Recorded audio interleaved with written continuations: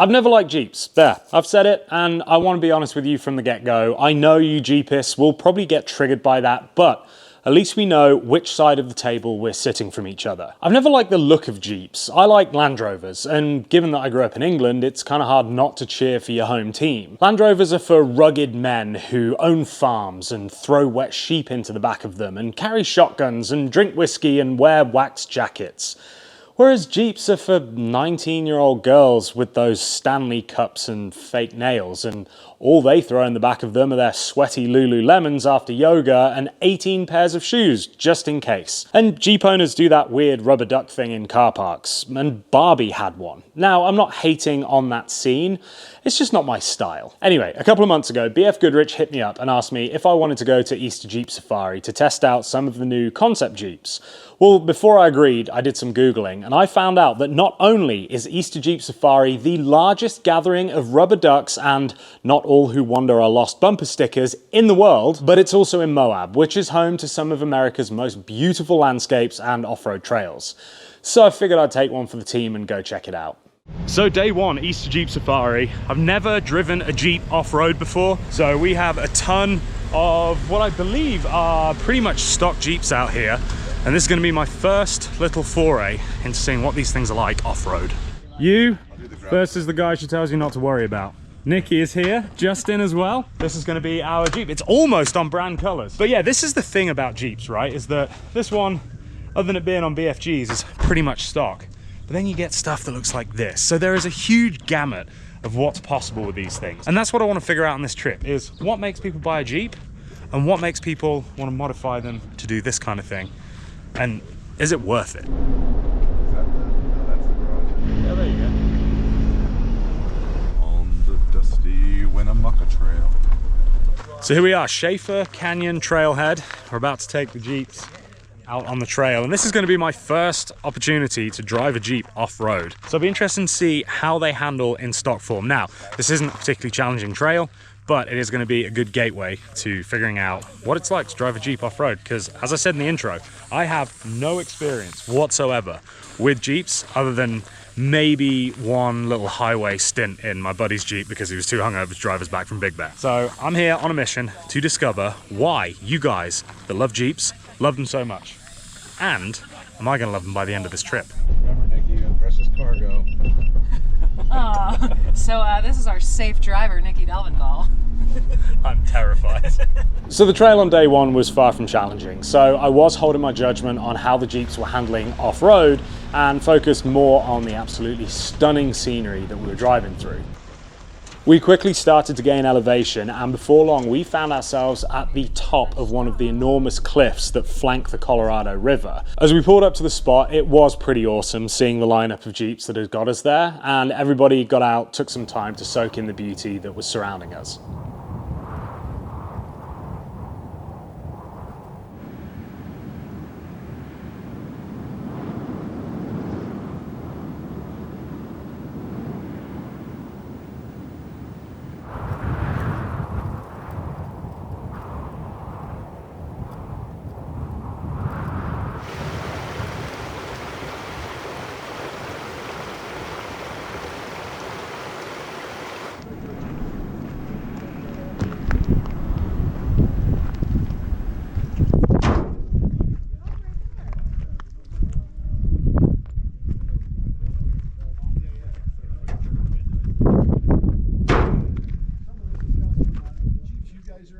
So once everybody had shot their new profile pictures, we headed further up the trail and actually ended up at another lookout point with an even more insane view than the last one. Pulling right up to the edge of the cliff and looking through the Jeep's windshield to this sprawling vista of mountains and desert was a pretty special experience.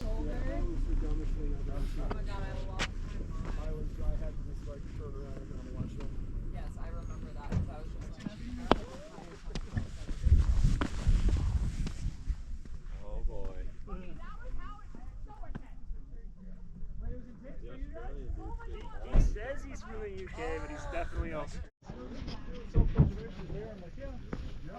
Good. Now, my big ass truck would have been fine on that trail, as would any family SUV, so I can't say my opinion of Jeeps had changed.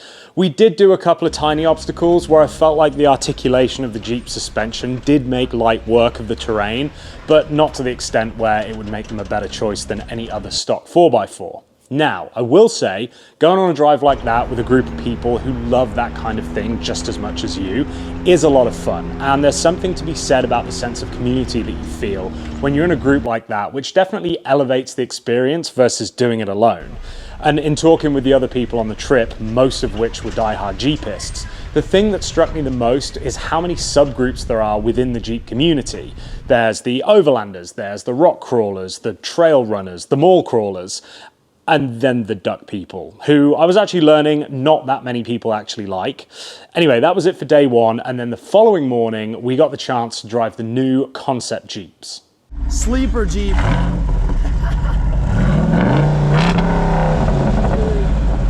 Sleeper Jeep. Dude, this thing roars. I was not expecting that. That's wild. This is the manliest pink Let's try that again. This is the wildest, manliest pink Jeep I've ever driven. There it is. They threw us in some pretty gnarly sounding Hemi-powered V8 Rubicons, which, I'll be honest, although they sounded cool, they don't really make much sense to me, because why wouldn't you run a turbo diesel instead? They're more efficient, they make more torque, which is better for off-roading and towing. I don't know, I'm a diesel guy, so I struggle with utility vehicles not running oil burners.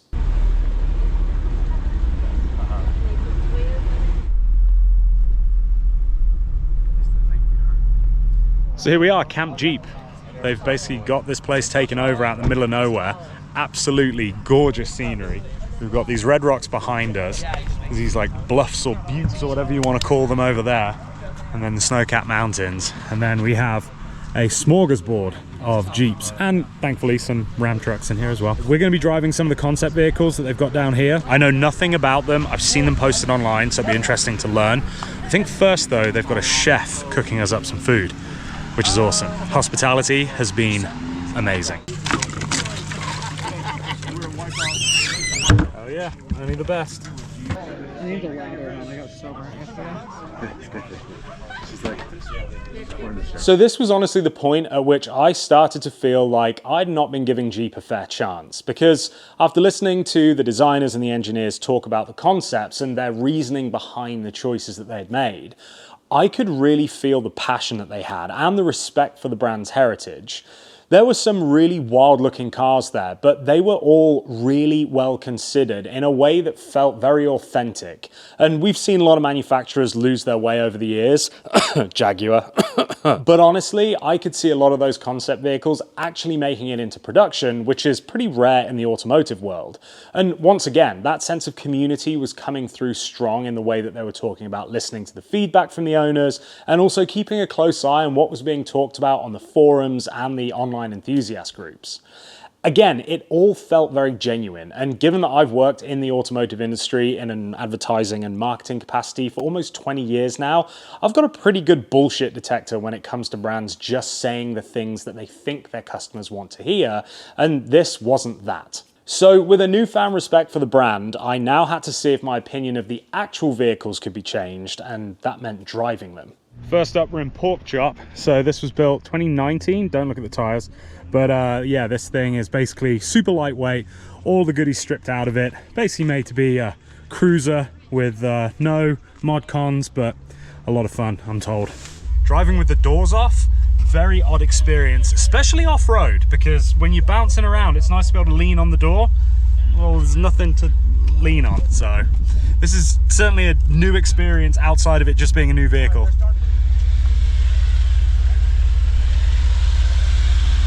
I'm not certain, but I'm pretty sure that guy in the passenger seat was the one that invented Jurassic Park. Got a nice steep climb here. Oh, I'll tell you what, that's nice, being able to spot your tyres. This is what I want to go in next. Convoy. This thing looks badass. This one is a military inspired. You've got the canvas sides. We've got the bed on here, which I don't know where the military inspired blue comes from, but we'll allow it. We'll allow it. A little pop of color never hurt anybody. but this thing just looks badass. One of my favorite features is that front grille, because it's got a real different look to all of the others, which I think that would be an awesome thing for them to implement into the newer Jeeps. Okay, how do we get look at that. Look at that for a door release. So inside we've got the stealth military Tiffany blue. Some nice seats. They didn't do headrests in this, which I feel like gives it a much more like low profile, sleek look. God, this thing feels like a Cadillac. This is nice. So I really like the utility of this one. Tons of space. This is definitely more truck feeling than it is Land Rover Jeep feeling. See, I'm just so used to it. Being brutally honest, up until this point, I've never had a desire to own a Jeep. It's just not my style, never has been. This one has changed my mind, for sure. I love the look of it. I can't get over how good that grille looks. That is such a big deal for me, because the styling of Jeeps, obviously, I know it comes from the World War II heritage. It was a utility vehicle. I get all of that. And I like the older Jeeps. The newer ones, I feel, have gotten a little bit too soft for my liking. So this, with that angled front grille, just, it keeps in with the heritage with the 7 slots, but it just has that like cool, more aggressive look rather than just the flat front. And then the big old bed on the back. I could rock one of these, for sure. I could rock one of these. This would be a really cool overland rig, like a summer overland rig. I don't think I'd go on any expeditions with it, but for this kind of thing, bringing a bunch of camping gear, getting to a cool campsite, it would be perfect. And then also having that usable bed, you can use it as a work truck. Well, you know what I'm saying, not a work truck, but you could at least haul some stuff. There's one other concept Jeep here that I really like the look of, which has got an extended back on it. So it's still the same wheelbase, but it has a slightly extended back, and it just looks, just the proportion change makes it look really cool. It's all open, pretty cool looking. So I want to give that one a go.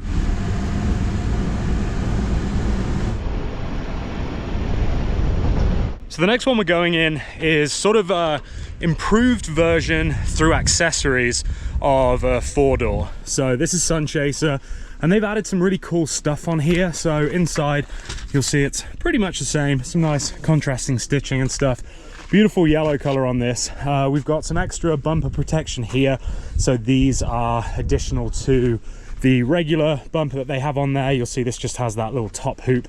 This one has that extra protection. It also has these vents, which are as of yet not available, but could be. This is actually one of the hybrids. So they have this cool light bar that mounts over the charge port here. But one of the features on this that's really cool is you unclip this and then you can swing. I don't know if I can do it with one hand, stand by. So you can swing this out and then you can rotate it. So let's say that you were setting up camp. You don't have to have separate lights. You can use your light bar to illuminate the area that you're setting up camp with. I think that's such a genius idea.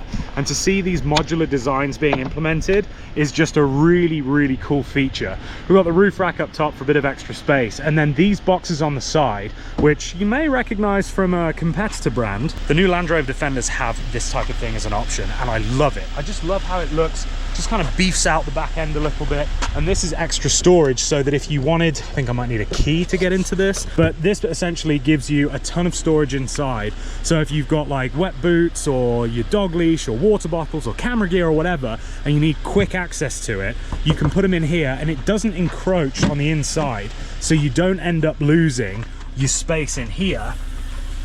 It just fits inside of the factory roll bar. So yeah, this one is just very well outfitted.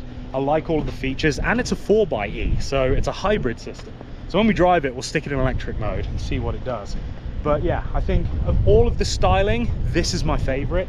I think that in a matte black or a satin black, this thing would look absolutely badass. So we're now in electric mode with this switch down here. So we're running fully on electric at the moment. We're in off-road mode. We'll disconnect the sway bars. So we'll go, you know, full off-road mode, but electric powered, which is new to me. Oh, this feels weird. This is the one I want to drive next. That one is the ultralight overland, also a hybrid. I want to give that one a whirl for sure. God, this is so strange. It's just whoop, whoop, whoop, whoop, whoop, whoop. Sounds like I'm driving a golf cart or something. Now, I really like the styling on this one. This one is definitely, it's got that, dare I say it, Land Rover look to it. So the new Defender has these side cubbies, and it's an option that you can add to them, and I've always liked how they look and the function of them. Well, they've added the same type of thing to this, and I really like it. I'm not knocking them at all for adding that, because it makes a huge difference, gives you that usable space, things that you can just grab when you're out and about where you don't want to have to get back into the car or whatever, hiking boots, camera gear, something like that, dog leashes, you know, anything that you just need to grab quickly and then throw back in. And if it's a bit dirty, it doesn't matter, because it's not coming inside the cabin. But it's a very nice place to be. And I will say, this interior is much nicer than the other Jeep interiors that I've been in. I think the newer Jeeps, they're really getting the interiors dialed in. The steering wheel feels really nice. I like this contrasting leather in the middle of the dash with the stitching. It's just, this is probably the nicest interior that I've been in so far. Right then, let's see how electric power does on this little climb. It just, there's just something odd about it, about being in an electric vehicle and doing this, but let's see.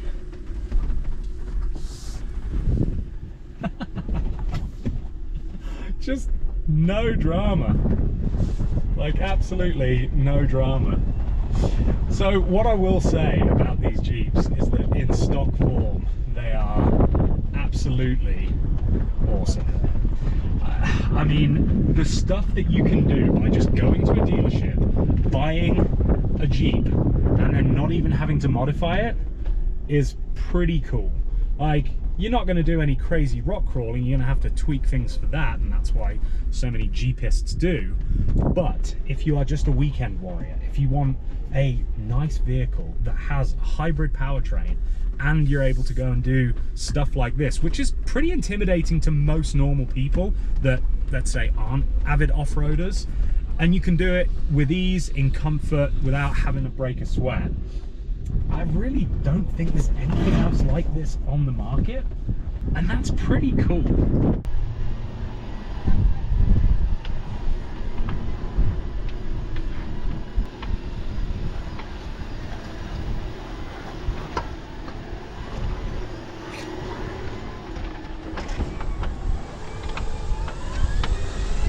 I mean, doing that in a bone stock vehicle as easily as that, with zero rubbing, zero tire squat, like zero anything, is a testament to both the Jeep itself and also the tires that we're running on these things. But I just love how accessible this makes this kind of thing. You know, you buy one of these, you get a payment on it, get a good deal. Like, it's really a very inexpensive, or let's not say inexpensive, but attainable way to unlock so much adventure, and you know, it's what I'm all about. So I can understand why people love these so much, whether they just want to put a duck on their dashboard and sticker it up, or whether they want to go completely balls to the wall and do portal axles and 40s. The next one we're going to try out is basically the antithesis of Convoy. So this is their ultralight overlander. So rather than adding more things to it, they strip stuff away. And one of the cool features is the fact that you've got this whole open bed system. So there is no partition. The whole bed is open. And then rather than with a standard Land Rover where the bumper basically, or the back of the Land Rover, it's not a Land Rover, is it? It's a Jeep. As I was saying, rather than the back of the Jeep ending right here, essentially behind the rear wheel, what they've done is they've extended it out, and so you don't have the spare wheel on the back, but all of that space is now used as extra bed space. So you get this extra long bed, which is a nice touch. And the reason that they did this, they were saying, is because they thought that perhaps someone might want to string up a hammock from here and here and then sleep in the back here. So think about it as like the ultralight camper of the car world. So there are people that take pride in being able to get their backpack camping setups down to the nanogram in weight. This is essentially that same principle. Oh wow, oh my god. I mean, this is super light. Like, just opening the door, you can feel how lightweight it is. And then like these cutouts as well. Yeah, they've shaved a lot of weight from wherever they can. I want to say They said that it was carbon fiber as well. So this one is also a 4xe, so we have the hybrid. So I think I'm gonna drive this one in gas mode rather than in electric, because we've already done one electric, and realistically, if you were out on the trail in one of these, you wouldn't be driving it in electric for very long because you don't have as much range, clearly. One of the first things I noticed is that this has the plastic dash instead of the leather dash that we saw inside a Sunchaser, and just visually, it has a much less premium feel to it. We've got like some super lightweight stuff here. Oh, what's up? Hey! Coming for a ride? I'm here to give handies. Nice. So we've now turned this from an ultralight camper to the heavy camper because they've got us two in it. But we'll give her a go anyway. Obviously, we spoke in the beginning of the trip about my what's the best way to describe it? It's not that I didn't like Jeeps. Yeah. I just wasn't on Team Jeep. And after doing even just this little tiny bit, I get it. Yeah. Like, I can understand I get why it too. people get these. I still love my truck, but it couldn't do half of this shit. For sure, yeah. Look at this guy.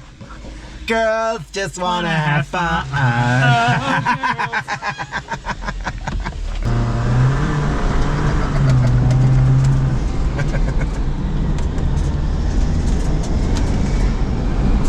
I mean, the ride is super compliant as well through that.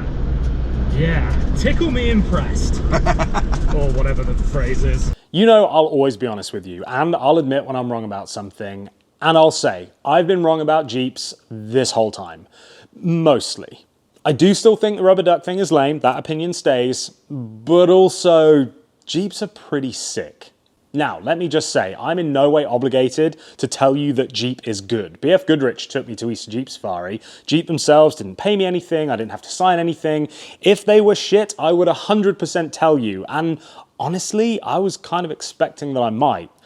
But actually, that's not the case, and I think it can be broken down into three categories. Firstly, they're super capable right out of the box, and I always used to make fun of the fact that people said that they love Jeeps because of how good they are off-road, and then they would literally replace every component to go off-roading.